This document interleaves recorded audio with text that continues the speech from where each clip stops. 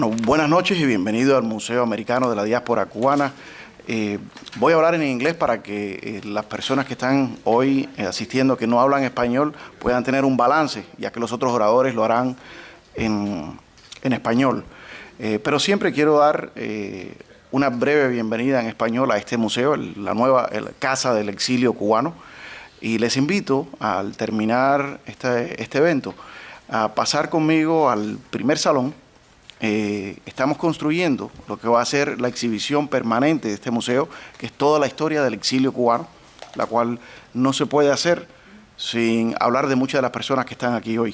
Y doctor, espero que podamos tener el chance de compartir ese momento juntos. Esperamos poder abrir esto tal vez para... pensábamos hacerlo para las Navidades, pero creo que vamos a tomar un poquito más de tiempo para darle la publicidad que merece y abrirlo para el 28 de enero, el natalicio de José Martí. I want to welcome everybody to the American Museum of the Cuban Diaspora. This is the place that's quickly becoming the home of the Cuban exile community.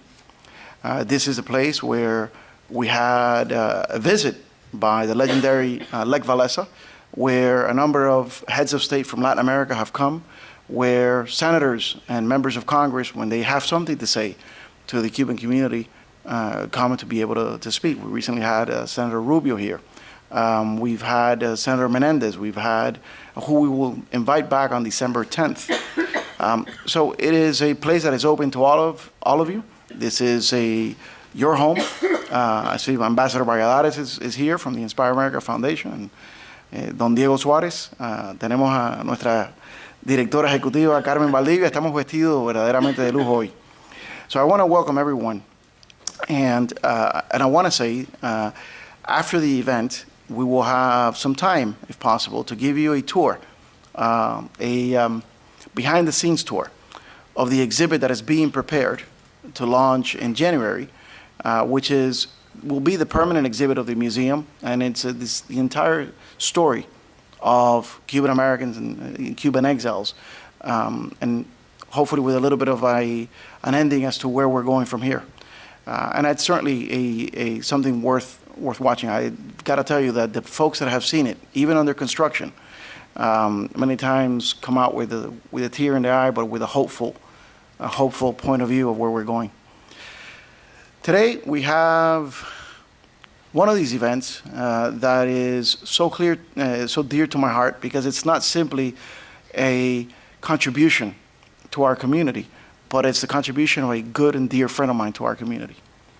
José Martí had a saying, which I'll try to translate here on the go, which was, by law, the kings and heads of state that pass must render tribute to the thinkers and poets that never pass. I think Dr. Azel is one of those thinkers and those poets. And the thing that you can most appreciate about his writing aren't his usual dissection of philosophers from centuries ago that the majority of the population doesn't know. You have to go up and read and see who he was in the context. Nor the use of this beautiful vocabulary. A lot of people can do that, but it means nothing if it doesn't articulate the right idea. And that is really what I truly believe his gift is, to articulate the right idea in a way that you can understand, and you can understand the entire process of how that affects our lives today, our world today. That's a unique gift. It's a unique gift that I think, I only know of two of my friends that have that level of gift, and the other one is in Spain, Carlos Alberto Montaner and José Azel, great contributors to our way of thinking and to our way of understanding the world. And I could think of no better group to share this presentation with than my two colleagues up here, who I will now yield the floor to so that they can give their impression of our event tonight. The first person I want to invite to say a few words is one of our most gifted academics, a professor, author of numerous books, a very acclaimed author. But if you ask him, those are not his del exilio. Él tiene su compinche, su gran amigo y hermano, el otro decano del exilio, el doctor Marco Antonio Ramos. Doctor, bienvenido.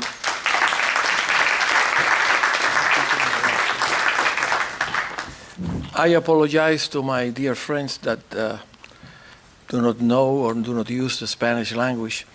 Many years ago, I used to be pastor of churches where the accent was not Cuban accent, it was Southern accent. But I love to be with you, but I'm going to speak in the Spanish language. I'll try to go back to my ancient language. Profesor y columnista José Azel. Conocía, gracias a mi entrañable e ilustre amigo don Diego Suárez, casi como mi jefe mío políticamente, la magna labor que realiza actualmente el museo, dirigido por el doctor Marcell Felipe, chairman de Inspire America y una de las personas de las cuales podemos decir muchas cosas, pero sobre todo que dependemos en gran parte de él para el futuro de nuestra tierra natal. En los últimos años, pues don Diego y Vilma me han orientado en muchas cuestiones, entre ellas admirar la labor del museo.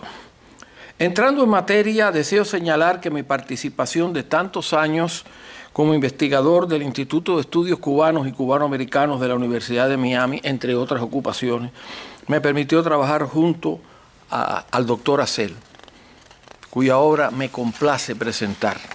Me correspondió por muchísimos años la tarea de presentar infinidad de libros de estudios cubanos en el Salón Bacardí del mencionado instituto, dirigido por mi viejo amigo, el doctor Suslikin. A día de hoy, y gracias a ustedes, regreso en cierta forma, brevemente, a aquella actividad que me abrió tantas oportunidades de conocer tanta gente buena.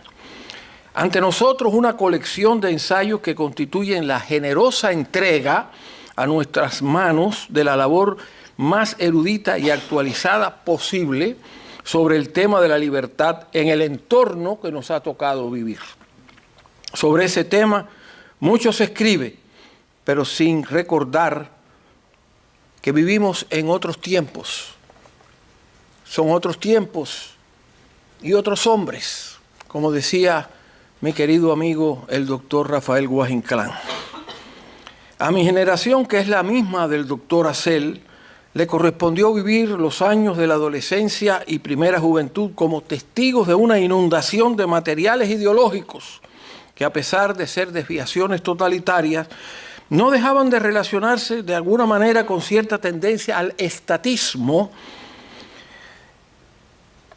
y quizá hasta al socialismo, procedentes de un ambiente en el cual, por ejemplo, se le decía a alguien como un elogio, el joven revolucionario fulano de tal, este personaje de ideas avanzadas, elogio frecuente de una prensa que pronto sería calificada de burguesa y proimperialista. Hasta un partido claramente democrático y que tomó grandes medidas anticomunistas al ocupar el poder, pues proclamaba en su programa ser nacionalista, socialista y antiimperialista. Algunos de nosotros, tal vez por circunstancias familiares, nunca simpatizamos con la revolución, ni siquiera antes de llegar al poder. Pero vivimos aquellos primeros años con los libros que se repartían, Fundamentos del Socialismo en Cuba, de Blas Roca, publicado originalmente en 1943, pero ahora presentado con ciertos cambios, los manuales soviéticos que se vendían eran casi gratuitos para que la gente los leyera. Todo eso son recuerdos que tenemos. Y luego, sin embargo, después vinimos a Estados Unidos y aquí en Nueva York, en Europa, en la ciudad de Miami, leíamos artículos y libros que en realidad, aunque no eran de ideología comunista, pero que resonaban casi como tales. Y eso ha continuado y se ha identificado.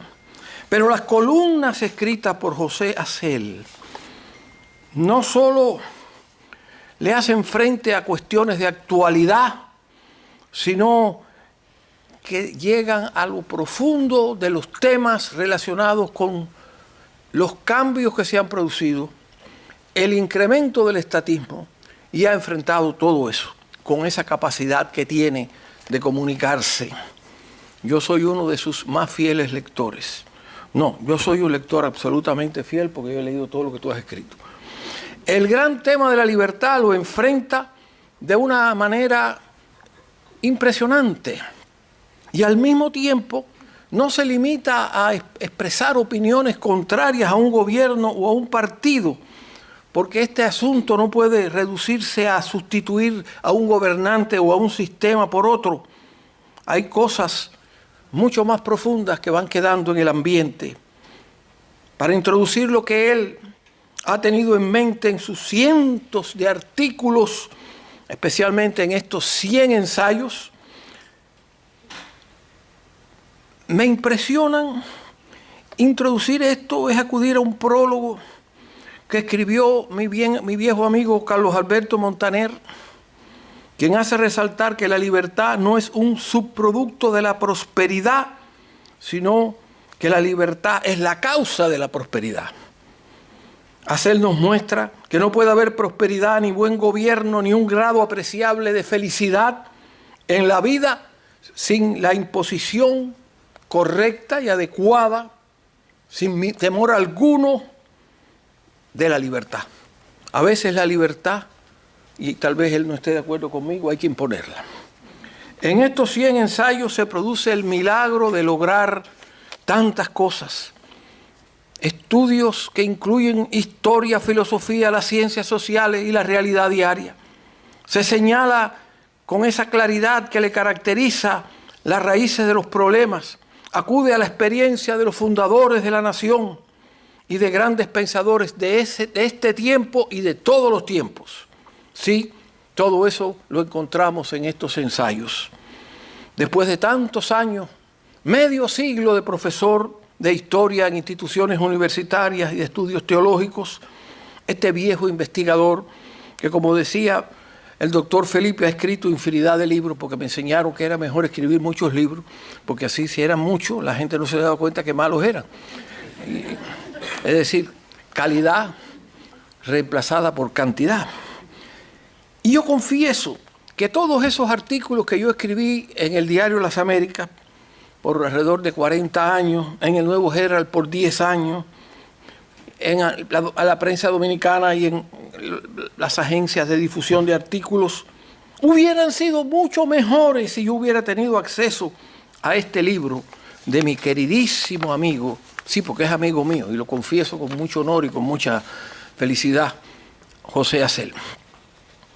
Por lo tanto, José Azel, voy a reducir mis palabras considerablemente, porque sé que hay personas que no están escuchándome en su propio idioma. Pero yo quiero al menos decir, ya que no puedo ir a los detalles, quiero decir algo directamente a José Azel. Mi amigo, mi colega, gracias por hablar con tanta propiedad del sagrado tema de la libertad. Muchos tal vez no crean demasiado o lo suficiente acerca del peligro, pero el peligro nos acecha. Refiriéndose a la obra de Nicolás Maquiavelo, autor no solo del famoso trabajo El Príncipe, sino de muchísimos otros estudios, y sobre todo una historia de Florencia. Yo soy historiador y cuando hay un libro de historia inmediatamente le meto mano. Refiriéndose a esa obra, Curcio Malaparte, en su trabajo Técnica del Golpe de Estado, dijo lo siguiente, o escribió lo siguiente: los tiempos a los que se refieren los argumentos, los ejemplos y la moral de El Príncipe demostraron una decadencia de la libertad pública y privada, de la dignidad del ciudadano y del respeto humano. Hasta ahí la cita de Malaparte, basándose en las palabras de Maquiavelo. Yo me atrevo a afirmar que todavía estamos enfrentando ese tipo de decadencia. Y ya finalmente, hace 3 años, el profesor, columnista de diarios y ensayista José Azel, y junto a su esposa, gran alpinista, en una generosidad sin límites, escribió sobre mí en un trabajo que me dedicaron 25 amigos. Cuando cumplí 75 años, acabo de cumplir 78. Y quiero decirte ya, en un estilo bien cubano, que cuando en tu artículo me llamaste maestro de maestros, te equivocaste, mi hermano, te equivocaste. Tú sí eres un maestro de maestros. Les presento, después de mi gran amigo y el gran académico Eduardo Lolo, les presento a José Azel sus ensayos sobre la libertad, porque quiero seguir aprendiendo. Gracias, mi querido maestro. Que Dios los bendiga a todos. Y viva Cuba libre.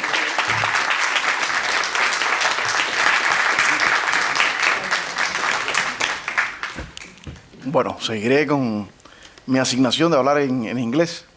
Prefiero expresarme en español, sobre todo después de ver utilizar el idioma de una forma tan bonita. Pero bueno, tenemos un trabajo que hacer. I want to also welcome, but I saw that we have someone special here tonight, and Ambassador Martin Palouche, who was Václav Havel's ambassador to the UN and to the US, and one of the signers of the Charter 77 in the Czech Republic. So welcome, Mr. Ambassador. Thank you.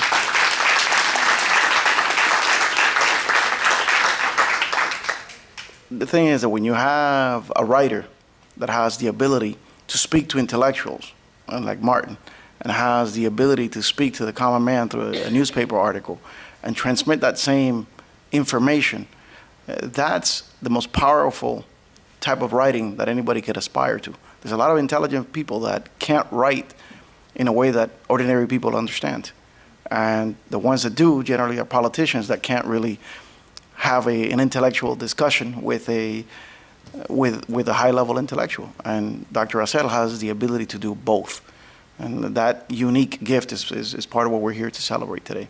I got to tell you, just in hearing Dr. Ramos speaking, I'm going to buy not one book, I'm going to buy two, one for each one of my kids. Because one of the best legacies that we can leave is how to think and how to understand the world around us in that way. And I think it's critical for people, for young people, to understand this. But well, we don't just have one great professor. We have another one, and this one's a little tougher, because the toughest subject of all is literature. So to be acclaimed and presented by a literature professor is probably the highest honor that a writer can receive. So I leave you with one of our brightest minds, an eminent professor, multiple books, multiple articles, Dr. Eduardo Lolo. Doctor.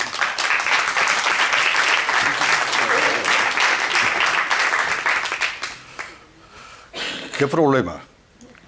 Porque el doctor Ramos dijo todo lo que yo quería decir.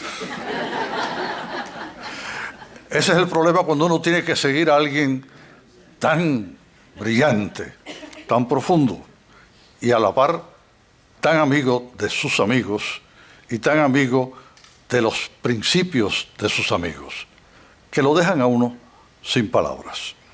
A tal punto que dejé mi discurso allí. No voy a repetir lo que él dijo. Voy a chismear con ustedes. Y les voy a chismear de cómo escribe Azel. ¿Y por qué escribe Azel? ¿De dónde saca sus raíces?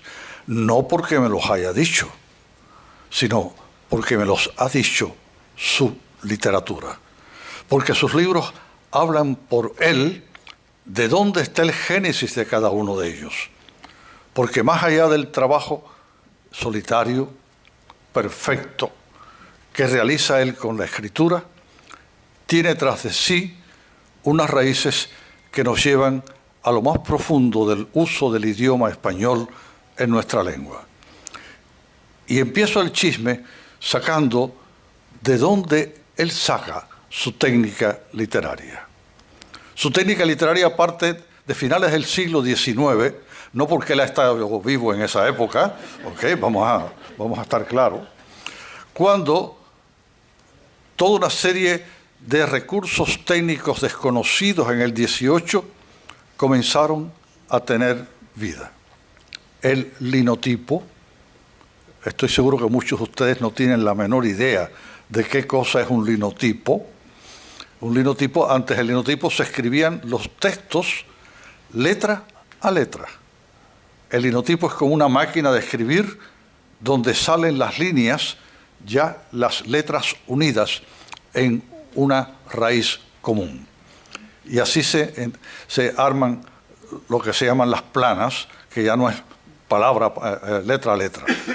Y también la rotativa, cosa de que ya no había que poner el papel, pasar la prensa y salir para la próxima, sino que la rotativa, como su nombre lo indica, un rollo de papel que todas esas planas iban saliendo fácilmente. ¿A qué viene esto?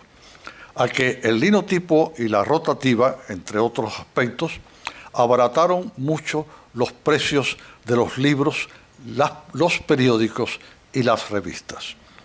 Al abaratarse los precios, se abarató el precio al público. Subieron los lectores. Todo el mundo quería leer el periódico del día. Todo el mundo quería leer las revistas de la semana. Pero los gacetilleros, que es como se les llamaba entonces a los periodistas, no dieron abasto. Además de que trabajaban muy mecánicamente. Trabajaban siguiendo siempre un patrón llamado el lead, que era qué, cómo, cuándo, dónde. Llegaron los escritores entonces a darle alimento a los linotipos y a las rotativas, dándole una mano a los gacetilleros. Llegaron los escritores, pero trajeron una valija con ellos, la valija de los géneros literarios. Especialmente entonces inocularon al periodismo el ensayo. De momento ya los periódicos no eran solamente las noticias del día, alguna que otra columna muy superficial y por supuesto los cómics. Los cómics siguieron, pero los escritores empezaron a darle calidad literaria a cada uno de esos géneros. Hasta una nota de prensa simple ya tenía una característica literaria. Pero la vida es una noria. La palabra dio una vuelta en la noria. Y los escritores que salvaron la vida al periodismo comenzaron a recibir la influencia del periodismo. Influencia fundamental. Hay que escribir un número exacto de palabras. Usted puede cambiar el tono, usted puede cambiar el ritmo, usted puede cambiar el vocabulario. Lo que no puede cambiar es el número de palabras que caben en una plana. Es más, ya a finales del siglo, con el advenimiento de la técnica de la ilustración, se podía publicar hasta fotos, se redujeron los espacios de los textos.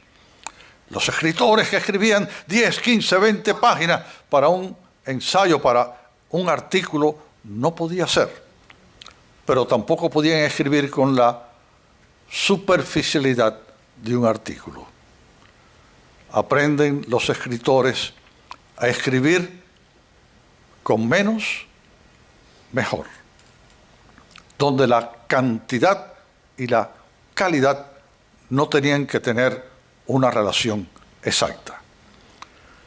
Logramos entonces que el artículo se convierta en un mini ensayo.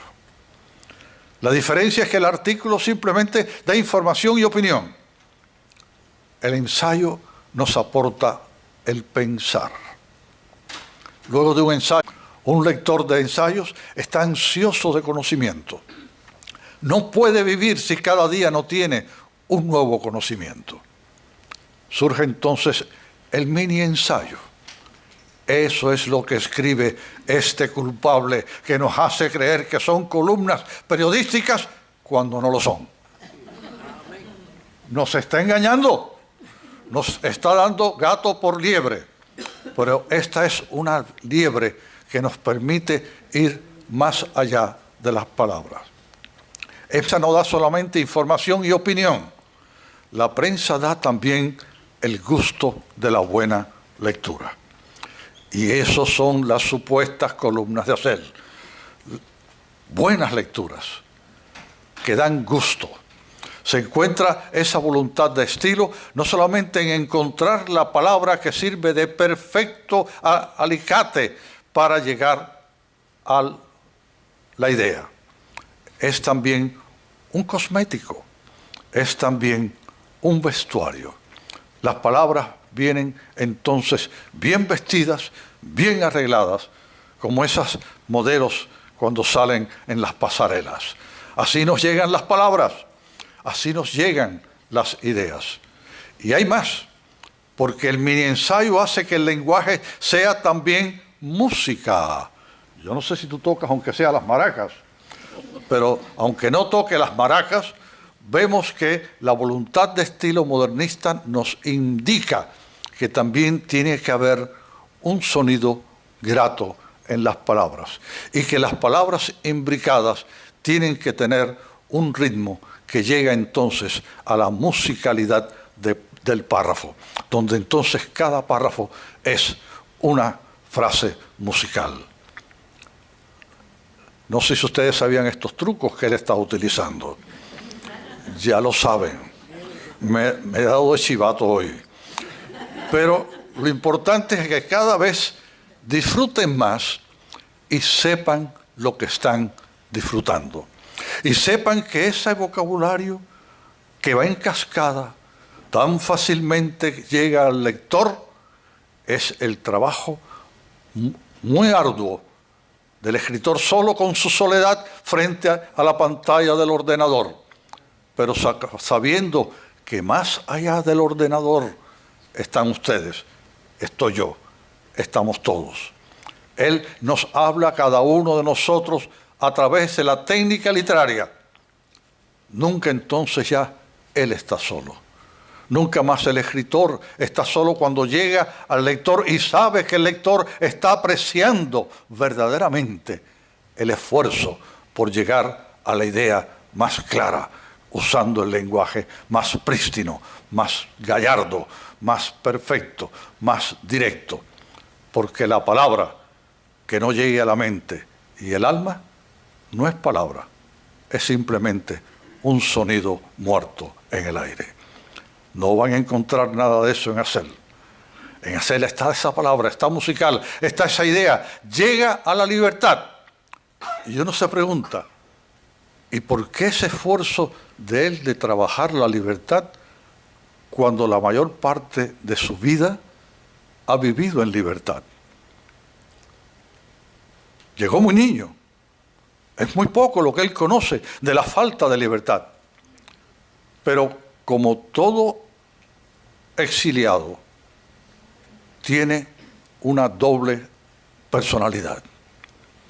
Él, a la señora, el señorito, yo, estamos aquí, pero somos en Cuba. No hay diferencia alguna en el alma del emigrado, en el alma del exiliado, entre ser y estar. Él ha estado en múltiples lugares, ha subido montañas, ha bajado a los abismos, ha visitado muchas ciudades, habla muchas lenguas, está en todas partes, pero es en un solo lugar, en Cuba. Y en Cuba no hay libertad. Si no hay libertad, entonces él se encarga de escribir sobre la libertad para que aquellos que hoy sufren su falta logren alcanzarla y muy en particular logren mantenerla. Él escribe hoy, entonces, puesta la vista en el futuro. Es mi único sueño de que esa libertad que él ha estudiado, esa libertad que él nos presenta, esa libertad que hoy gozamos aquí, pero que sufrimos allá, sea para todos los cubanos, los que están aquí, los que están allá y los que siempre somos, donde quiera que estemos, en Cuba. Muchas gracias por ese libro, hermano.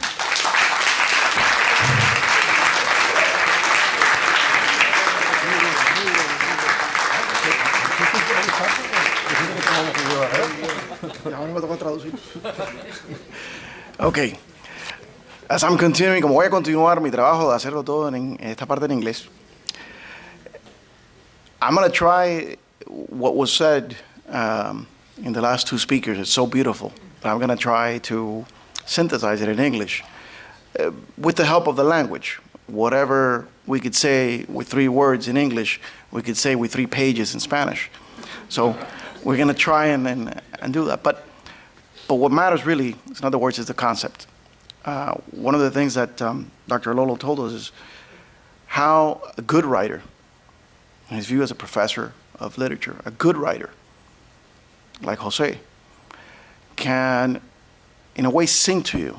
You enjoy the actual words. They rhyme. They have a certain flow to it. And I could see that if you read these books, you'll see that in Dr. Azel's writings. But as I said at the beginning, that isn't enough to be the type of writer that Dr. Azel has become. Because you could have a nice flow if you're going to be writing poetry. Roses are red, violets are blue, and what have you. But it takes a different kind of mind to, in addition of giving you that delight, to recognize certain key ideas. And first of all, credit the original authors of those ideas in every single work, because there's a lot of intellectual borrowing and plagiarism in academia. But Dr. Azel, as you know, always begins with crediting whoever, throughout the long history of humanity, first espoused that concept. And that's something that's not only admirable, but it gives the reader a little clue as to where he can get more information on this subject that he's condensing into an article. And that is, for those who are the intellectual curious, it's a great, and something that we really agradecemos, that we're very grateful for. But then comes the last part of it, that hopefully we can discuss today. The last part of it, which is, if you're writing, as he has chosen to do, the principal subject matter being freedom, the relationship of man and state, the relationship of man to man. In that concept, most writers are giving you indoctrination, which is what was said here in Spanish. They're giving you a dogma. But the best writers don't give you a dogma, aren't telling you what to do. They're observing human qualities that enable you, with that knowledge, to be able to decipher what is dogma, and particularly what is dangerous dogma, from what is a proper exercise of our discretion. What differentiates us from animals is the ability to reason at an advanced level. And governments that take that away from you are reducing you to the levels of animals. Something as basic as that. And I thought about it as you were drawing this distinction between this concept that Dr. Azel brings and the indoctrination. And Adam Smith, what today many call the father of capitalism. But Adam Smith said he wasn't an economist, and he certainly didn't use the term capitalism. He was observing simply that when people in nations are free to make their own decisions, the economy prospers. Then the indoctrinators that came later, decades later, then gave them labels and started talking about different systems, and the communist system, the socialist system. But he was just making an observation. If you're armed with that observation that Adam Smith made in the 18th century, when you later read in the 19th century some German guy coming up with this new theoretical system, you wouldn't get fooled by it. And you'd really understand that the difference between a Democrat, not in the terms of the party, a freedom-loving person, and a communist is simple. Ronald Reagan explained it best. A communist is someone who has read the Communist Manifesto and Karl Marx. A liberal, a freedom-loving person is someone who has read it and understands it. And that's the key difference. Dr. Azel, thank you for letting us understanding it and giving us the tools to be able to understand the difference. Ladies and gentlemen, the man you all came to see, the writer that doesn't pass, Dr. José Azel.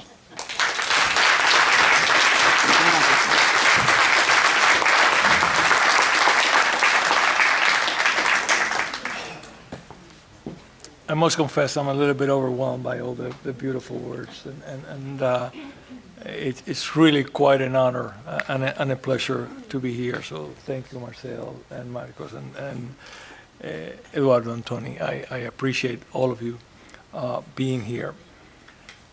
My colleagues have chosen to present in Spanish, and I do realize there are a number of people here that do not speak Spanish. So with your indulgence, I'm going to switch to English or maybe a little bit of Spanglish. I don't know, but that's what I'll try to do. But in parentheses, if libertad is the word that we use for liberty, do you realize that we do not have a word in Spanish for freedom? And the idea then comes is the fact that we do not have a word for freedom, a specific word for freedom. Does that have any kind of implications? Does the fact that we do not pay as much attention to freedom as perhaps we should, what does that mean? What are the implications, if any, of not having a specific word for freedom? The two concepts are similar, but they're not identical. What I would like to do is to share with you some ideas of freedom, and then perhaps we can open it up for questions. I think that's going to be the much more interesting part. Freedom is subjective.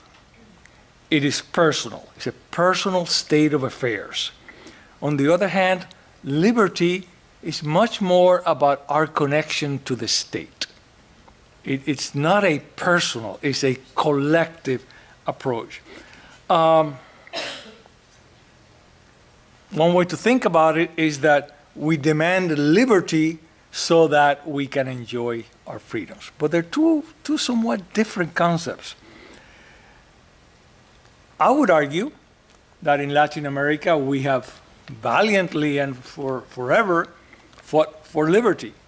Bolívar, San Martín, Martí, and the like. But perhaps we have never really fought for freedom.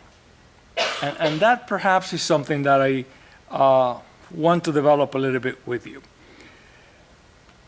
I'll give you an anecdote here. English is my professional language, and I tend to write in English, and then I will have someone help me with the translations later on. In 2010, I wrote an article precisely on this topic, trying to distinguish between freedom and liberty.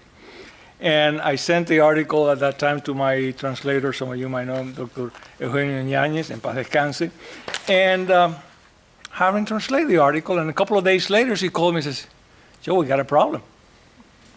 What's the problem? Said, I don't know how to translate this. You're making a distinction between liberty and freedom, and in Spanish, we don't have a word for freedom.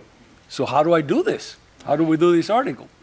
And it was quite a challenge, and that was the first time that it really hit me that we don't have a word. I think we ended up, I'm working from memory, but I think we ended up by putting a capital libertad with a capital when we were talking about liberty, and lowercase when we were talking about freedom or something like that, so to make the article make sense. So let's sort of look at that concept of liberty a little bit more in detail.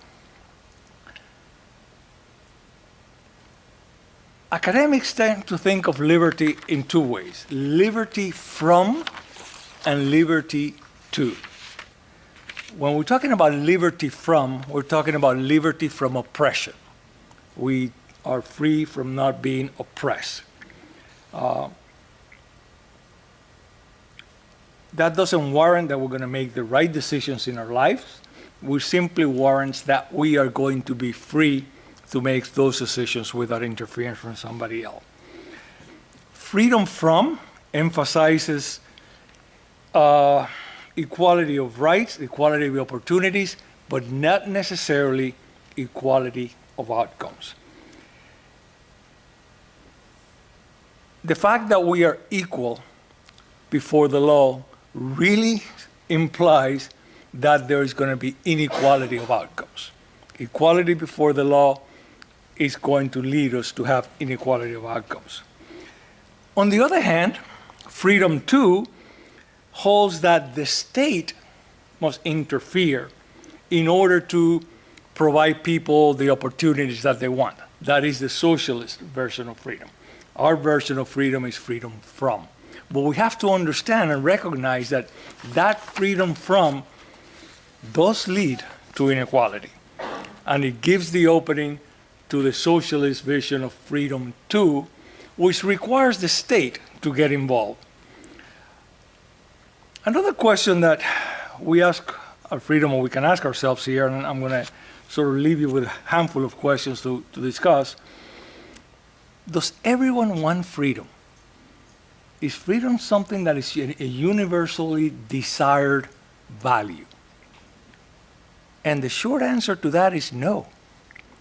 Freedom is not wanted everywhere. There are many societies that put security ahead of freedom. There are many societies that are perfectly willing to give up freedom in order to be more secure. In fact, we could actually be in that same boat. If you recall, after the September 11th attacks, we passed a number of very, very restrictive laws that took away a lot of our freedoms. And we did so, I suppose, because we were looking for security. So that is something that we must always, I guess, be alert. We can also think of freedom as three types of freedom: national freedom, political freedom, and individual freedom. Countries like North Korea or Cuba, they can be said to have national freedom in the sense that they're countries that supposedly can make decisions, national decisions. They certainly do not have political freedom, or individual freedom. But that is part of the problem. Now, the United States has done a pretty good job of putting all these three freedoms together, but they are not seldom found together.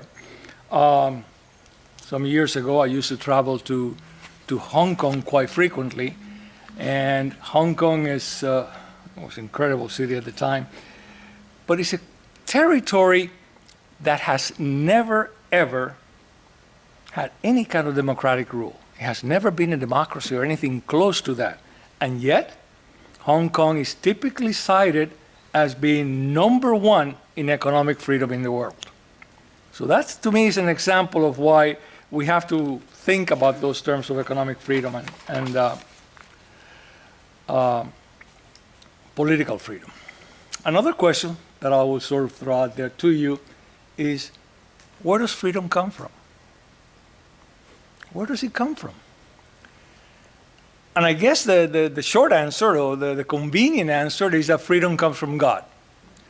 Well, that's okay, but if God is omniscient and knows exactly what is going to happen, then almost by definition, if everything is predetermined, there can be no freedom.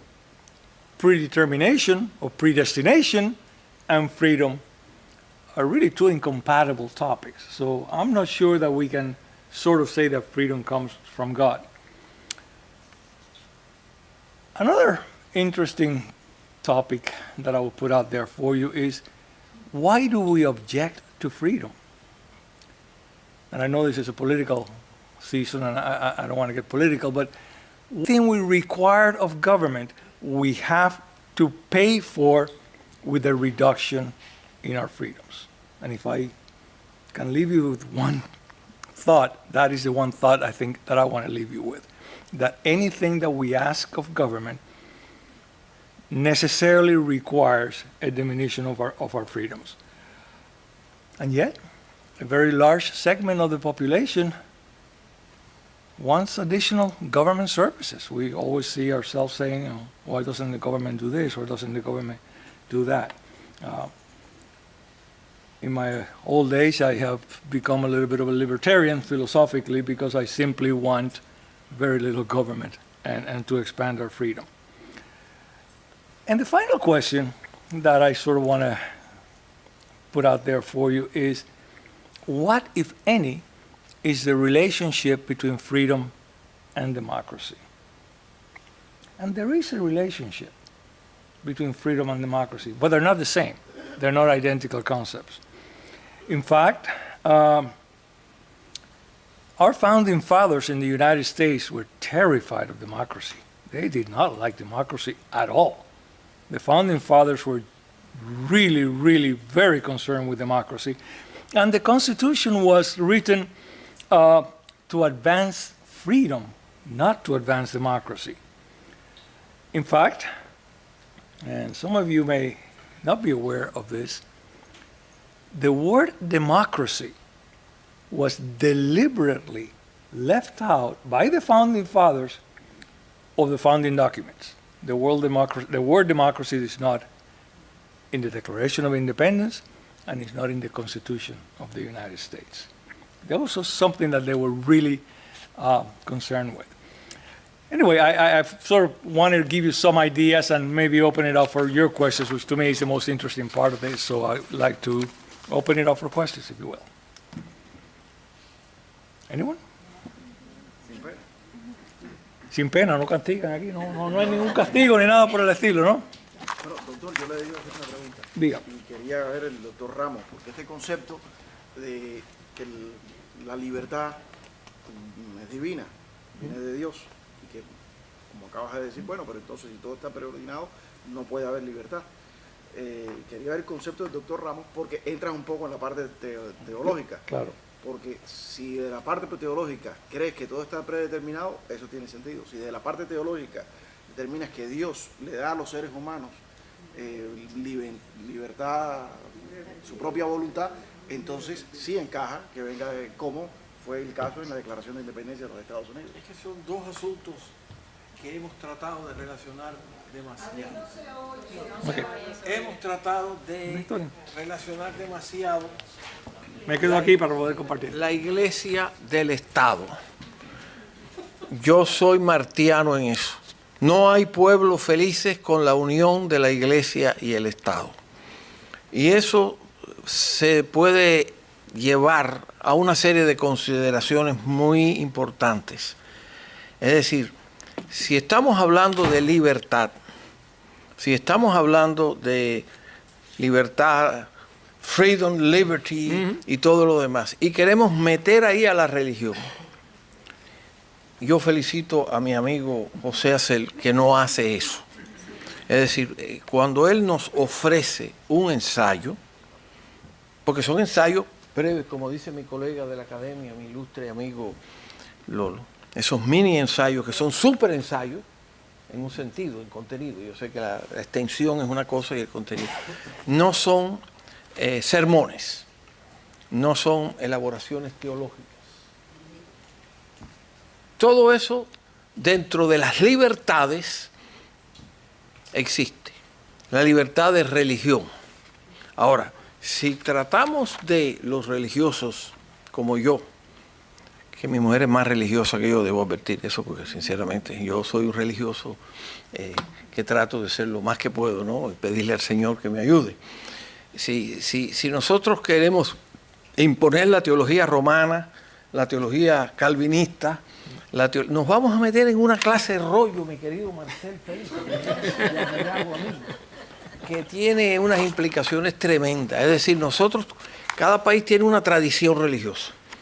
Este país, aunque hoy en día vienen personas de todo el mundo, si tú ves desde el punto de vista cultural, es un país de tradición protestante. Punto. Eso no está sujeto a discusión. Cuba, aunque ahora hay muchos protestantes, es un país de tradición católica.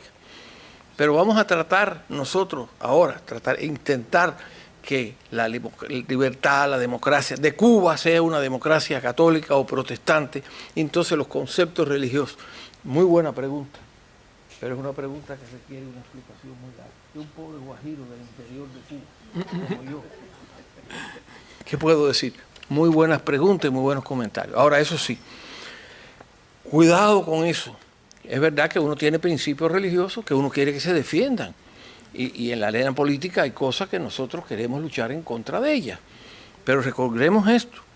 Estados Unidos no es una teocracia. Y si es una teocracia, tremendo problema. Y termino con algo que no sé cómo lo verá mi gran amigo ahora, porque yo debo esa amistad a Diego, que como tú sabes es jefe mío ahora. Pero quiero decirle lo siguiente. Yo me inclino teológicamente por formación al calvinismo, pero no quiero que Calvino se mude para mi cuadra. Gracias, Tori. Sí, un comentario, voy a coger las preguntas un segundito, pero quisiera un comentario sobre esto de libertad que no lo hice y quisiera hacerlo. Desafortunadamente, tenemos un problema. El autoritarismo está extendiéndose en el planeta en este momento. Los últimos estudios, and I'm switching back and forth the languages, but I'm sorry. The last reports show that in the last year, 60 countries lost freedom. And only 20% of the population of the world today can be said to live in freedom. That is to say, 80% of the people of the planet do not live in freedom. That is concerning. I'm sorry, we have some questions back there. Jose, you have addressed the cause of Cuba Libre in many facets. Mm-hmm. In my humble opinion, and Reverend, I am so humble that I expect to inherit the earth.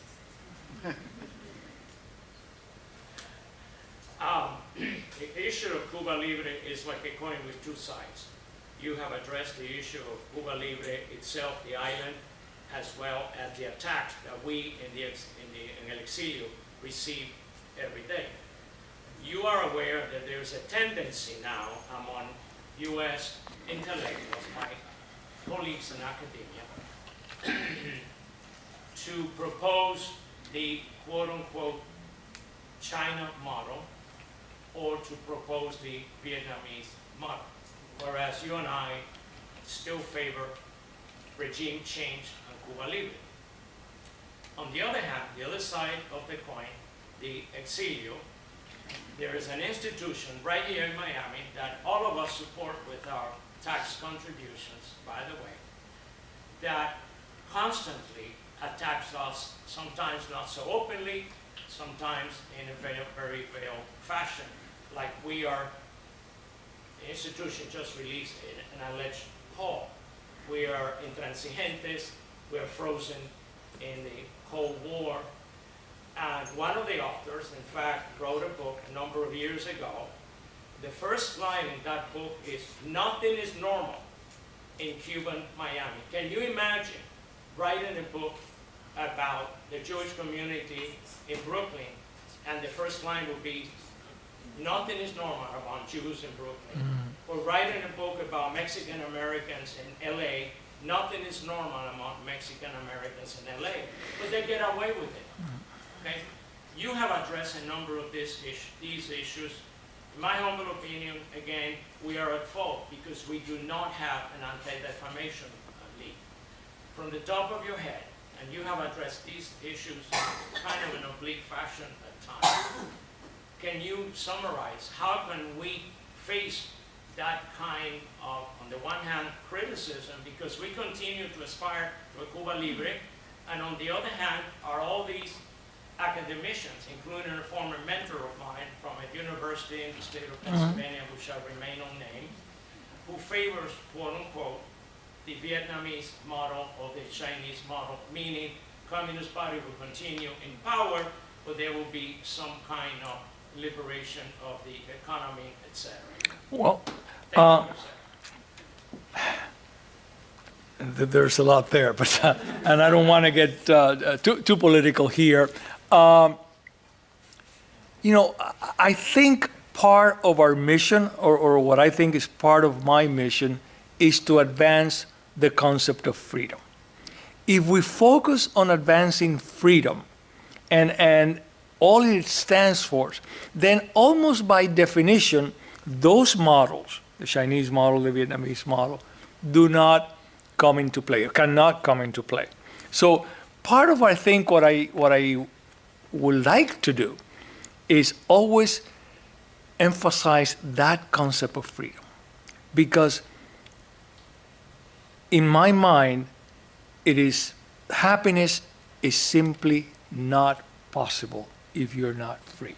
You can be richer, you can be in China, you can be richer, you can be wealthier, but without freedom, in my mind, happiness is simply not possible. Yes, sir. Jose, I spent 2.5 years in Cuba fighting for freedom. We lost, but we fought. And it's very clear to me and the people who fought with me what freedom is all about. It has nothing to do with religion. It has nothing to do with any of the stuff. Freedom is something, the right to do what you think that you have to do. And that's it. So that's to me very clear. Anyone who stood 2.5 years fighting Castro will know exactly what freedom is all about, and we don't have it.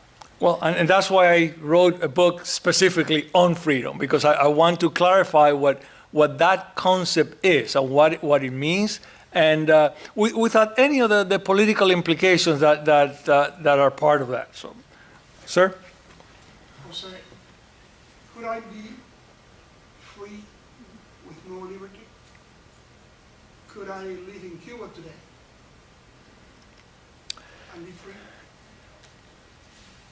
No, I would say no. And again, it's an interesting question because the two concepts are similar but not identical. When we talk about liberty, we're talking about that relationship between us and the state, and whatever that relationship may be. But freedom is about something else. Freedom is our ability to do things. It's a very personal thing. I guess someone metaphysically might say that you could be free as a monk.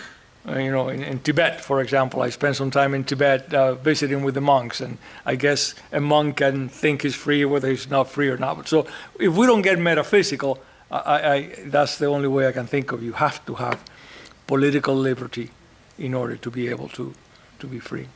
Yeah, Jose, comment on your capacity to reach a broader audience in this changing media landscape. You've been writing for many years now, and my understanding is that fewer of your articles are getting into popular outlets and more are going to your email list. Is that correct?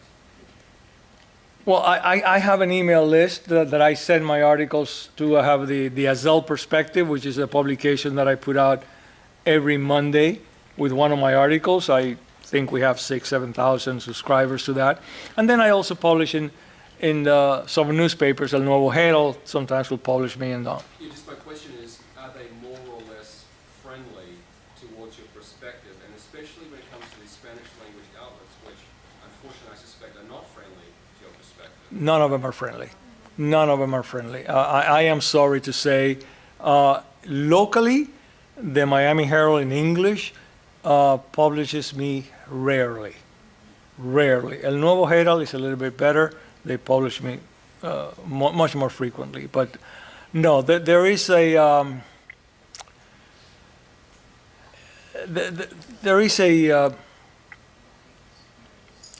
a prejudice against talking about freedom. I would say in the media, and that's unfortunate. But I think that's part of what we do.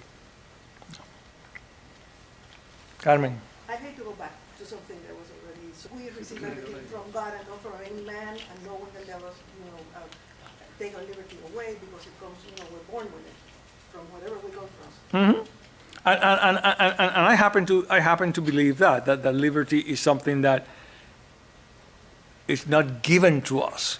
Liberty is not something that a government grants us by any means. Liberty is something that we are born with. My question having to do with that was a little bit different in terms of how I apply God into that. But no, I am certainly a believer in life, liberty, and true justice. I think we had other questions here. Yes, ma'am. Oh. Yes, Oh. go back to I know who you are now. I can't see you. one was to follow up on his question regarding stifling of ideas and the prohibition of language that we've witnessed in the last 2 years, especially, one in the media and just in society in general, and how that affects you as a writer. And the second opinion that I wanted was how you feel regards to the loss of freedom that we experience with the premise of a pandemic, and how much freedom we've lost, that most of which I don't think we will ever regain, based on that premise. How do you feel what you're talking about? Well, I think part of what I'm trying to do is alert my readers that there is a reduction in our freedoms, and not just with the pandemic, as I mentioned, following September 11, we passed a number of laws that really restrict our freedom. And I guess the argument or the excuse was that this is to provide you security, to protect you. And that is something that we have to be very aware of. We are being challenged by that. I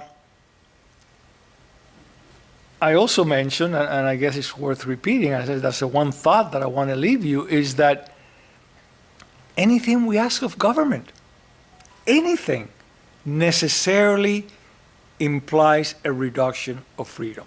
So in my later years, like as I mentioned, I have become a philosophical libertarian because I don't want to give up any of my freedoms. I simply do not. So I am prepared to have a very small government that does very little, or what the founding fathers wanted, a government that protects our life, liberty, and property, and nothing else. But I am afraid that's not the way our society is going. And if that is your point, our society is going for a very, very expanded government, more and more intrusive, which again implies less and less freedom. Sorry. Joe, not speaking Spanish, but recognizing your esteemed colleagues, giving you the respect by having the skill, being able to speak the layman, and also the literary, philosophical writers. Have you thought, maybe you don't want to address it, have you thought about a political career? And if so, what would that look like? Not at all. There is absolutely no way that I would. No, there have been probes over the years that people have asked me and have a look, and I have testified in Congress a couple of times and that kind of a thing, but no, absolutely not. The one position I would take is as emperor, but if I cannot be emperor, I'm not interested. That's about the one role I would take. I'm sorry. Yeah. Sí. Quería hacerle una pregunta, porque yo he sido maestra durante muchos años, 30, 45. Yo he visto el deterioro y la pérdida de la libertad y de la libertad y de la independencia total de los niños. ¿De los niños? De los niños. Ajá. ¿Por qué? Porque no hay familia. El deterioro de la familia ha creado un tsunami muy grande en todos los países. Fíjense que los países más estables, la familia es importante. Siempre están unidos. Entonces yo le digo, cuando un niño nace libre. Sí, por definición yo creo que nace libre. Por definición nace libre. Ahora bien, nos retiene esa libertad, desafortunadamente. Y lo que usted menciona es una realidad. Ahora bien, yo no estoy seguro si hay algún papel para el Estado en esa realidad. Es decir, esa deterioración de la familia, no creo que es un papel del Estado meterse en eso, pero puede crear algunos ambientes o puede crear algún medio ambiente para... Pero yo no hablo del Estado, yo hablo de la misma familia. Correcto, pero ¿cuál sería el papel del Estado, si alguno? Instruir. Porque la educación es de las raíces. Sí, educación sería lo más importante. Y ahí es donde usted quiere su libertad. Joe, what's your perspective on liberty and freedom in Cuba in the future?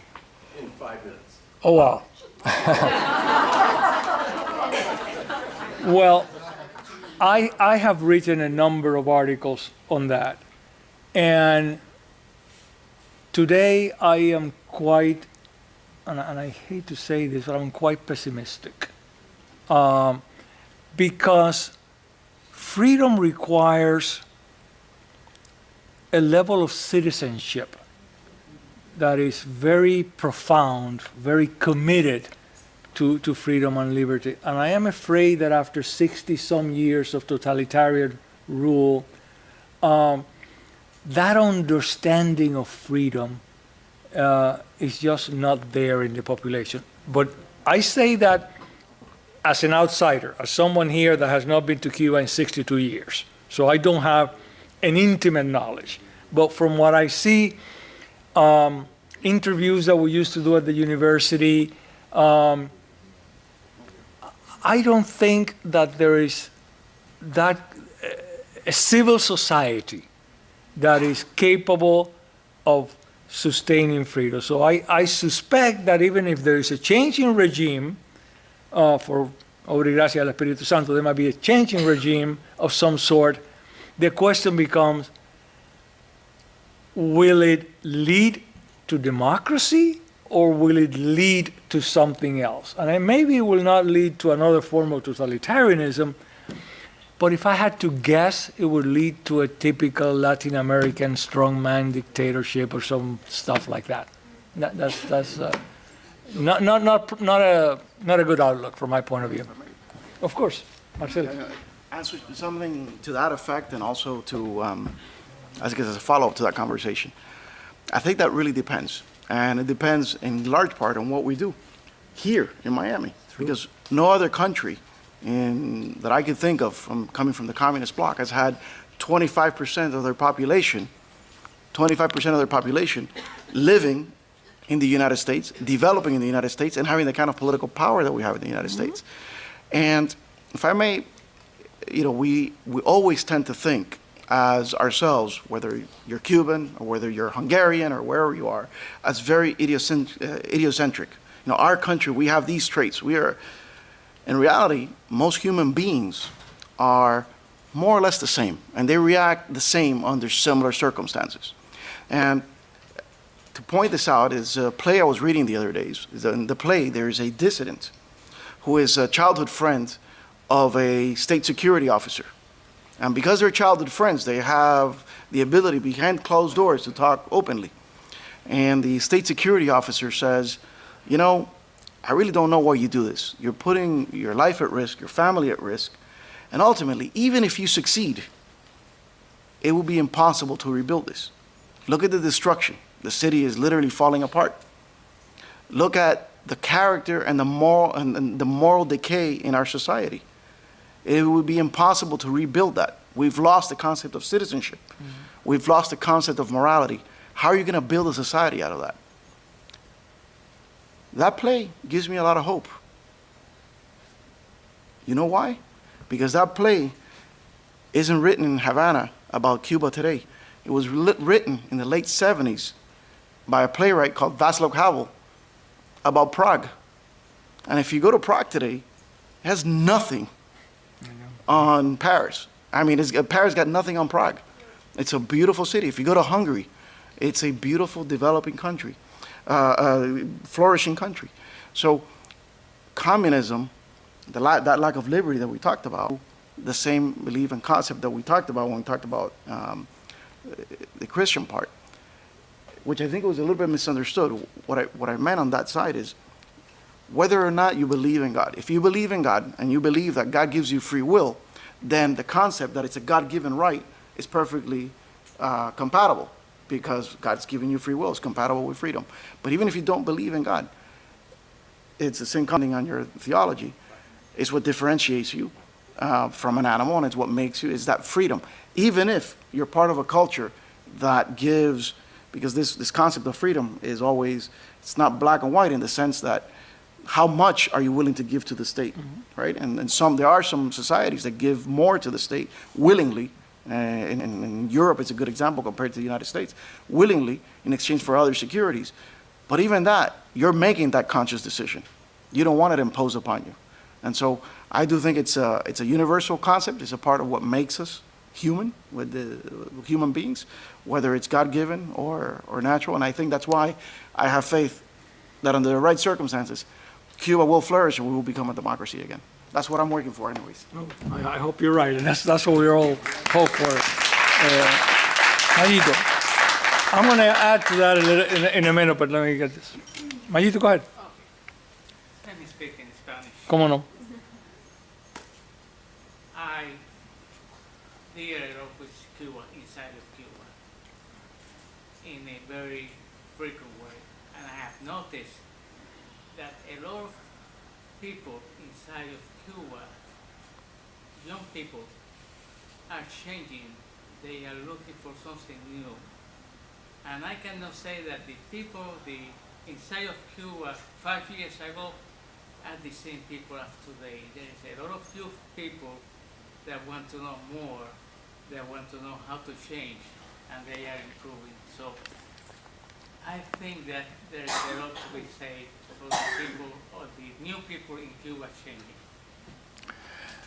And you're absolutely right, and I think there's something I want to say about that, but also about the person that is saying it. Mayito was one of the youngest members of the brigade that landed in Cuba in 1961, and he's still here, he's still fighting for that. I think he was 17 years old when he landed, so there's another question, I think, up here. I saw another hand, and I don't know where it was from. Yeah, Raul. I believe that freedom is an innate condition in human beings, and it will prevail. You say where it's coming from, it's innate. It's born to the human being, and it will prevail. That's what we all aspire to have freedom. But Raul, there are many societies around the world, and I could give you a list where they do not value freedom as you and I do. They value security, and they are willing to give up freedom for security. We did that after September 11th. We gave up freedom for security. So We maintain freedom, except we had, if you're in a state of war, you have to fight a war.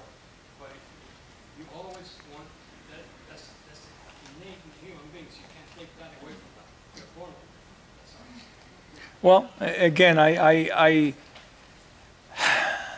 and that's why I wrote the whole book on freedom, because, you know, we need to think about it, and I don't know if you're talking about political freedom or, Freedom in general. well, but it's different. I mean, you know, there is national freedom in North Korea. The nation can decide. The national freedom is there. No other freedom. I see this back and forth, and I think that we always go to the same. Everybody tries to be politically correct. Everybody tries to don't bother your neighbor, and that's fine. But we are living moments that we have to be political, we have to be theological as much as we can, because we have to alert the young people who are dying, they're losing their values. That's more important than to bother somebody, to push them a little bit, to somebody who don't want to talk to me. I'm sorry. I'm fighting for survival in the world, not just in the United States. Let me explain to you. The bottom of everything is that we have been disconnected from our Creator. Those of you who might not believe it, I think I will advise you that you go and visit a book that is the one who has been more recognized, more translated for about 4,000 years. If you do that, I think it's not because God just visited and tried with open heart not to convince anybody, to find what it might be in there that has been, still is available, still is discussed. There is so many Christians in the world. There are so many Jewish people in the world. Those of them together, it's a big percentage more than is just telling anyone who has too common sense to investigate a little bit about it. So if you go and you connect with that book, you will find a lot of things that are related to what we are fighting. And we are fighting with blind here, with like a rope around our eyes, giving just battle to each other. But the root is the root. That is what. Thank you. But let me. He's talking about. But let me go. I just mentioned one psalm. Psalm 139 says, when I repeat it in Spanish, this is the one that comes. Mi embrión vieron tus ojos, y en ellos fueron formadas todas las cosas. En ellos fueron escritas todas las cosas que después fueron formadas. You know what they are talking about here? They are talking about DNA. Huh? 4,000 years ago. Okay, but let me go back to the question here, so I can My address. recommendation, this is a very good podium to treat and to start to develop more things in the future. Thank you. Raul, let me, you ask about freedom, and you say that everybody loves freedom, but I made a statement when I was talking about freedom that a lot of people, and maybe some in this room, they want more government. They want more government action. And by definition, and I want to really emphasize this, by definition, any more government, any government reduces our freedom. That's simply true. Now, you say people want freedom, but I hear people wanting more government, which to me means people want less freedom. So I would encourage you to think along those lines, that every time we want government to do something, we have to be aware that we pay for that with our freedom. I will take one more question if there is, because I know people are getting hungry, they want to have dinner. Anybody else? Well, How was your trip on the Grand Canyon? Oh, well, it was wonderful. We spent 4 months in Montana, and then we spent 17 days in a raft going down the Grand Canyon. 17 days sleeping on a sleeping bag, peeing on a bucket. You know, it was rough. Every night putting up a tent, every morning taking the tent down. It was very difficult. And what was difficult also is that when you're going to the Grand Canyon, when you land and you're going to do a hike, because you're in a canyon, the hikes are vertical. So you're really, really hiking very vertical. So at 74, it wasn't easy. It was Thank you all for being here with us.